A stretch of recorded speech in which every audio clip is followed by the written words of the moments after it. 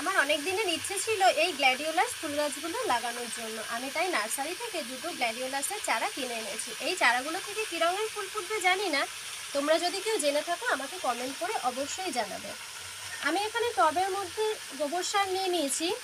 শুধুমাত্র গোবর সারের মধ্যেই আমি এখানে চারাগুলো লাগাবো। আমি কিন্তু এখানে কোনো রকম মাটি মিক্সড করছি না।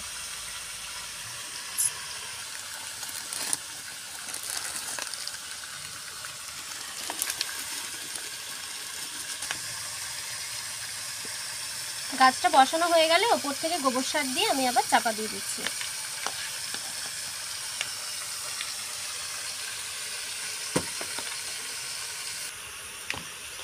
দুটো গাছই আমি এখানে একইভাবে বসিয়ে নিয়েছি। এই গাছটা একটু আলগা আছে, এটাকে একটু চেপে চেপে বসাতে হবে যাতে গোড়ার এই পেঁয়াজের মতো অংশটা ভালো করে ঢাকা পড়ে যায়।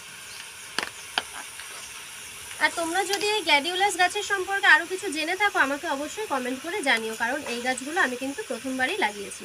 গাছ লাগানো হয়ে গেলে আমি এখানে টবে বেশি করে জল দিয়ে দেবো।